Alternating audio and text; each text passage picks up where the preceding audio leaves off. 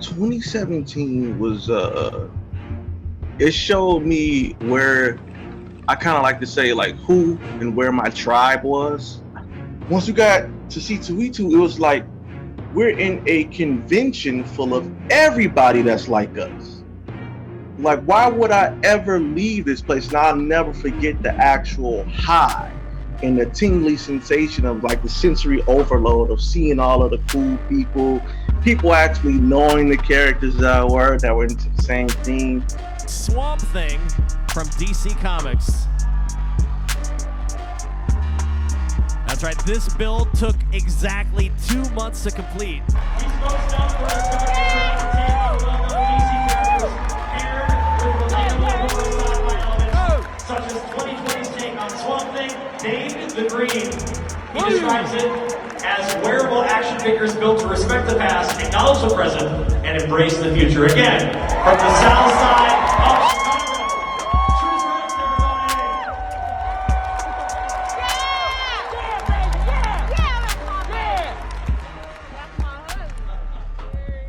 So the progress, we started R&D, and when I say we, I mean me and my wife, just thinking about like the space and how we could even like pull something like this off. We started maybe a year and a half ago. It was before we even got the house. So from drawings to doing research from all of the movies, comic books and such, it was one of those things. I probably drew the Royal Guard maybe like 3 or 4 times before I actually got it right. And it came from a combination of all my different favorite xenomorphs, in this case being like the Warrior from Resurrection, Queen, the Pred Alien, and then a lot of the stuff from the comic books. Mostly the Aliens Defiance comic book. Tristan Jones did a really good job. So it was a combination of all of those. But I started fabrication in December with the head and jaw and everything, and I just started going from there. So while I was finishing up Scarecrow, I was beginning the Royal Guard. So all in all, about 5+ months, 6+ months today, and we'll be presenting him in August. He'll be ready in August. I named him the Royal Guard because he's pretty much a synonym for who I am and what I had to become as like a husband, as a partner, as a friend to my wife during the times of COVID. So he's pretty much a love story at the same time of who we got to become to protect the ones that we love, but also the creature that protects the queen that also rules and protects the hive. So it's one of those coming of age builds that I knew was always in me, because every once in a while I would make specific pieces of other characters from the DC universe, and it would be like, man, that looks like a Xenomorph arm, or it looks like Xenomorph piping, and everything was super like HR Giger inspired. So it's one of those things that it was just bound to happen one day. I just wanted to make sure I did it in the right way to tell my story, but also in a way where I could learn some new stuff too, because Lord Atrocitus was big, but this is a whole new level of scale right here. So I would say the biggest thing, and one of the things that really helped me, was being able to create from the outside in. And I'm talking about silhouette first, but then being able to fill in all of the pieces after you get that silhouette. One of the things I ran into is probably one of the most important parts of the xenomorph is the head. Now, it's not like I'm doing a traditional warrior xenomorph or drone with the smooth shaped head. This was something that was a little bit more queen-like and more of like a crest. So I had to look at a lot of crustaceans and things with shells that already exist to actually incorporate it, and then add the xenomorph aspects into it as far as how they layer. So I would say, as far as getting that head right, it took me a couple of good tries, and I actually had to like cut, rebuild, re-glue some certain spots, and then just the other thing, the inevitable, the size. You'll never when you draw out these dimensions and you put everything on paper, or I got everything in my Excel document, just looking at all of what I need to do, you think a two-car garage is big, right? But then once though once you start to build them and put them together, and once I got the chest and the dorsals put on, I'm like, whoa, okay, I'm gonna need to reconfigure how we put him together. So just space, and then just that silhouette of the head, where like the two key pieces and the biggest humps as far as like to get over, just because of the sheer size of the creature. Um, it's one of those things where the Xenomorph has always had a very I always had a very personal relationship with the Xenomorph. And it goes back to just being a kid, having the toys, video games, the comics, the movies. I was born in '88, so my first like real introduction to the Xenomorph was in Aliens. And from right then and there, I was enamored with the Queen. And I remember just like rewinding, watching that scene over and over again and over and over again. And then, figuring out, that there was a team of people doing this after, seeing the making of Jurassic Park. It was like, wait, that's a thing, that's possible. But why the Xenomorph in this case is because I'll never forget when I was a child, we went to Graham Cracker Comics. It's one of my favorite comic shops here in Chicago, downtown Chicago. And I had to be about like 5 or 6, little guy, right? So we're walking up to the comic shop. I'm thinking about all the little toys and things I want to buy. And in the window, there's a life-size replica of the warrior Xenomorph from Aliens. I saw it, I immediately froze, and I just took off. I mean, I ran as fast as you could possibly run. And luckily, my grandmother was able to catch me by the jacket, or I would have just gotten ran over by traffic. And in that moment, it was a state of, first, it was doom. Then I was shocked that he was so big, but I also felt betrayed at the same time. It's like this creature that I love so much and has built such a fascination with over the years, just scared the crap out of me. So it was like, how can my beloved Xenomorph do this to me? And from then on, it became more of the fear of seeing something big and frightening for the first time.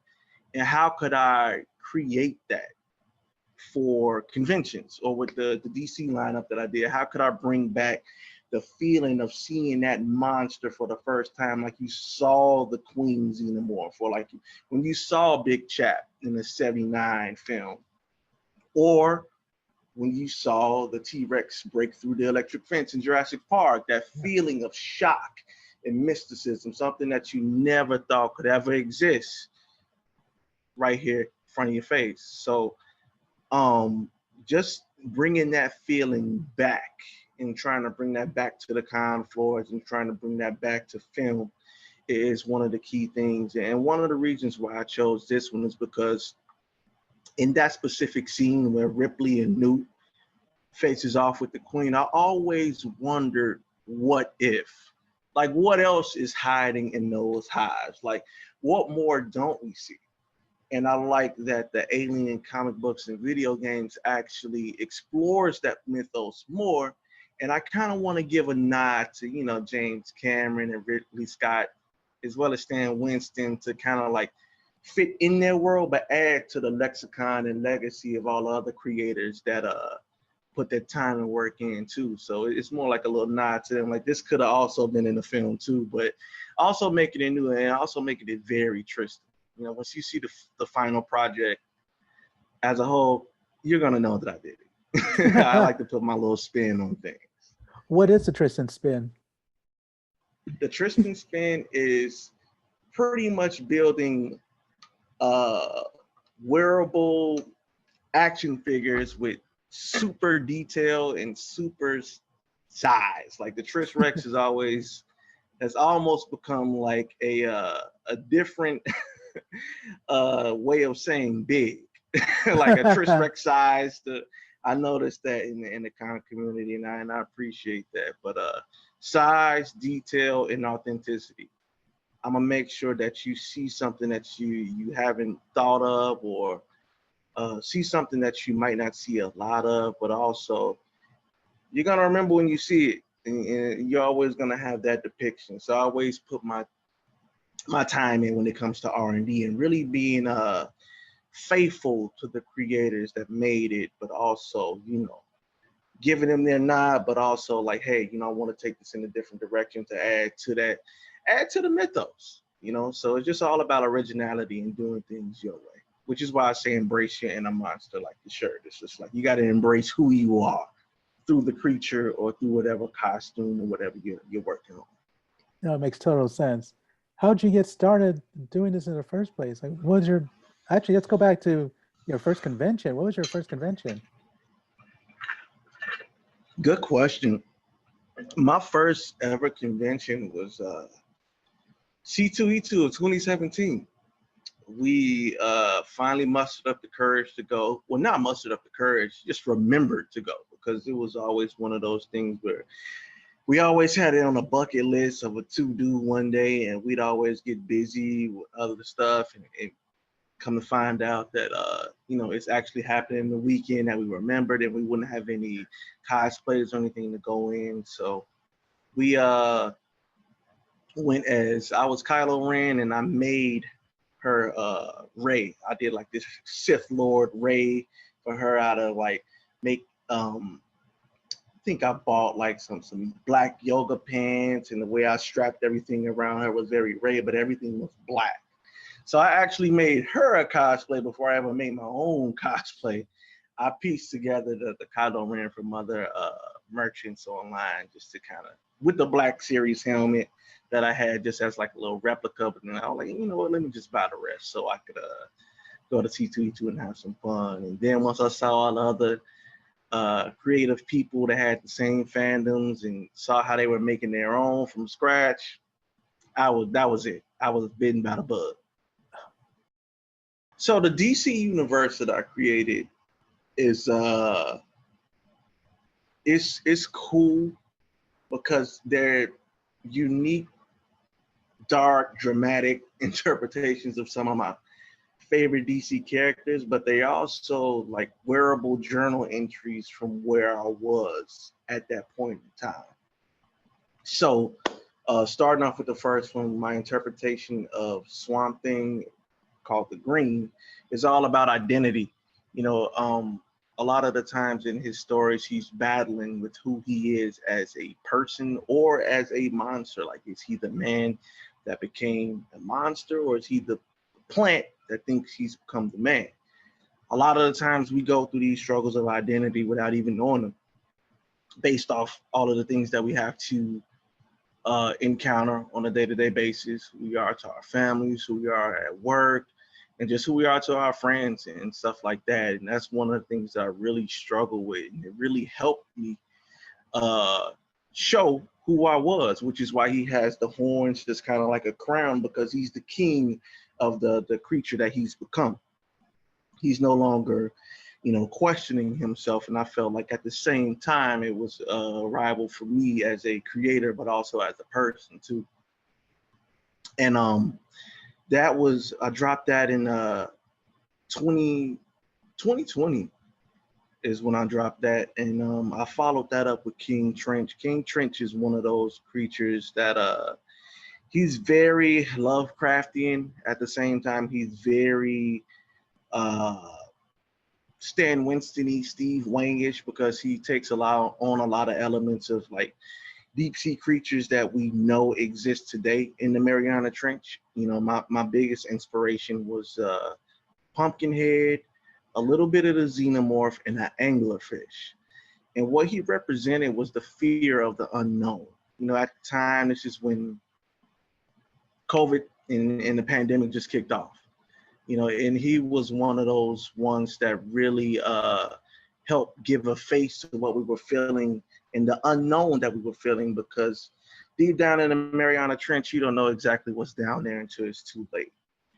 When it comes to the Hellbat is almost, you know, almost in the same vein as the Royal Guard, because that's pretty much a story of, you know, what armor would you arm yourself with to go out and battle and do the things that you need to do for the ones you love, even if it, you know, came with the cost of possibly losing your life if you pushed it too far, because that's one of the things that make the Hellbat armor so great, yet so dangerous for the user, because it can take away your life in this case. So that was pretty much a synonym for like taking care of the loved ones by any means necessary. So that's why I always say by any means when it comes to the Hellbat, is because super powerful, but it's also super dangerous. But to protect the ones that I love, that's by any means. When we get to the Amazon is my interpretation of Wonder Woman. And being raised by like some super strong Black women, and just knowing strong female characters, you know, because I grew up with Ripley. I grew up with Ripley. I now have Wonder Woman. Even the creatures were female. Rexy was a female in Jurassic Park, the Queen Alien. So the concept of having a strong female lead or having a strong female hero was never foreign to me. And her concept was Arrival. She was the first female character that I did head to toe. And who better to do that than to don that than my wife? Because I always heard stories about the Amazons, or my mom used to tell me things about the Amazon warriors and how they were strong women, how they were big, they were fierce, but they were also capable of doing everything on themselves. So she would always say, yeah, that's an Amazon, when she would refer to a strong woman. So that was just one of the things that's just near and dear, and a love letter to all of the women, and that's in my family and friends circle, to let them know that, hey, I got you too. Then that led to Man-Bat, which is mutation. Mutation in, I want to say mutations, but also transitions. At the time, we were buying a house. All of a sudden, you know, TrisRex just wasn't a hobby anymore. It's becoming a business. And you don't know you're transforming into these things, because you're taking all of these actions and step by step, you're doing all of these things, but you don't necessarily know that you're transforming into a totally different creature. One of the things that was key was to maintain some of my humanity after coming out of the pandemic. So I reached out to family a lot more, did a lot of more FaceTime. I tried to do more walks, just tried to be a little bit more human, because what all of the things that I was doing before was making me more of a routine creature, because I spent a lot of time with my reptile children. So I'm already super animalistic. So he's the perfect interpretation of becoming something, mutating and transitioning into a totally different beast. And he was the perfect way to actually introduce the villain chapters of it. After him, Lord Atrocitus, the big bad of everybody. He's the Red Lantern. And he's pretty much the interpretation of rage. During that time, we saw some horrible things happen all around the world, and especially here in the US. And no matter what side of the fence you were on, you probably felt rage at one point or another. Lord Atrocitus is pretty much me if I let go and gave into that rage and said, forget it, I'm just gonna be a evil tyrant. I'm gonna use my power ring to manipulate and do whatever I need to do to push my mission forward. So he's all of the things that I bottle up inside when I'm at the gym, or when I'm you know, sketching, or, you know, listening to music, working on, you know, the creatures and such. He's that evil rage that we feel in the back of our minds and that we suppress. I just gave it a face. And that leads to the final villain that I still want to do a final shoot on and share some more work on, which is Scarecrow. And his concept is the art of fear. I really love his concept, and I really want to be able to show it in the right manner, because fear will lie to you. It'll make you think and act in certain ways over things that will possibly never happen. And the reason why I call it the art of fear is because it made me think back on the things that scared the crap out of me when I was little.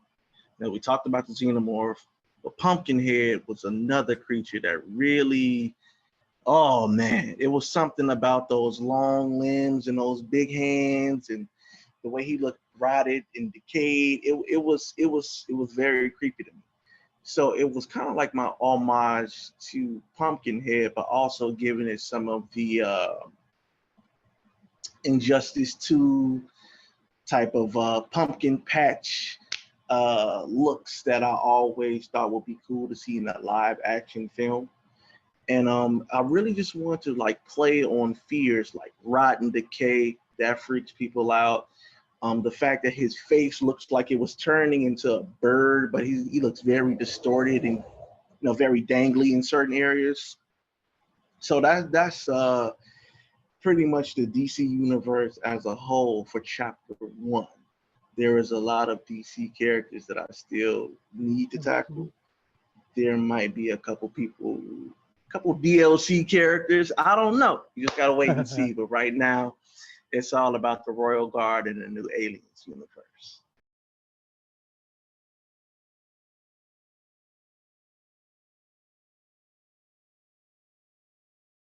My life is totally different now, and for the better. When I first started looking into cosplay and really getting the mindset to do it, I was really in search for a creative outlet, mainly for therapeutic reasons, because at the time my job was just like taking up all of my life. And I knew that it was something more inside of me. I just couldn't, spend all of my time working for other people and not expressing myself. And I started to become very depressed, a level of anxiety, and I just felt like, okay, I got the gym, I got video games, but I don't have any other way of really expressing myself. So I was talking with my therapist about certain things, and he really encouraged me to do it. And that's when the Killmonger project came up in 2018. And since then, I've been a much happier person. I've been even better at work because now I do have an escape. Right. But this escape challenges my mind in different ways that no other corporate job could really do, as far as making me a better project manager in this case, analyst, working with people, and really being able to like solve things on the fly. So the better I became at cosplay and practical effects, the better I became at work, because it's like, okay, there is no manual or YouTube video on how to create this creature or the Swamp Thing, but I have ways in creating things in teams of getting things done for things that work. So it became one of those things where work was just like, oh, okay, it's not even a challenge no more. Like, you want me to do this for 8 hours, cool, but I just created a huge monster like in my living room. So it's like, yeah, this isn't really a challenge like I wanted to be. So it made things easier. I became a very better person, much happier person, much more patient. I might not be as available as I once was to friends and family members, because this is one of the things that's taken priority. And it hurt some relationships, it helped some relationships, but me overall as just as a human being, it really made me whole, because I see things through a totally different light now, and it helps me connect with people even more.